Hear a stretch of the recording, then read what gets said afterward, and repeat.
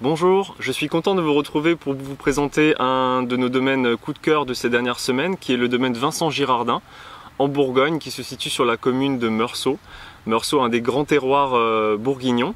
Donc Vincent Girardin a commencé son aventure viticole dans les années 80. Il avait à peine 19 ans quand il s'est lancé. Aujourd'hui, il possède 20 hectares de vignes sur 8 appellations différentes de la côte de Beaune, donc la deuxième côte qui suit donc la côte de Nuits, la fameuse côte de Nuits aussi, réputée pour ses rouges. Vincent Girardin a une gamme particulièrement intéressante sur ses vins blancs, c'est celle qu'on va vous présenter maintenant. Donc Vincent Girardin propose des vins de grande qualité, en particulier ses vins blancs, des grands terroirs comme Meursault, Puligny-Montrachet, Chassagne-Montrachet. Mais aujourd'hui, ce qui était intéressant de vous présenter, c'était une appellation méconnue de la Bourgogne, qui est l'appellation Saint-Aubin. Alors en particulier ici sur un premier cru en Remilly, millésime 2009.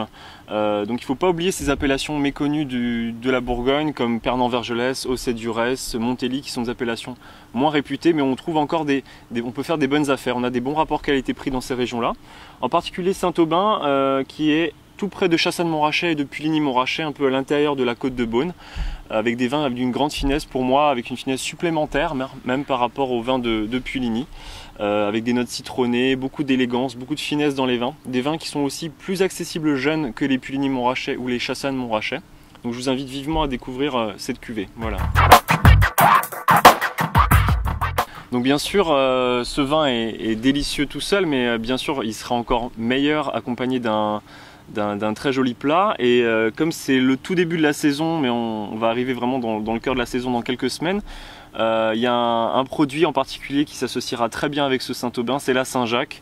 La Saint-Jacques, alors deux options pour la préparer. Moi je vous conseille, si vous aimez la travailler crue, je vous conseille un carpaccio de Saint-Jacques, juste avec un peu d'huile d'olive, fleur de sel et un petit jus de citron pour accompagner le vin.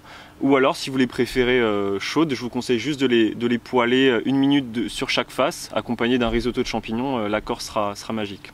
Donc, je vous souhaite une bonne dégustation et un bon appétit. À bientôt.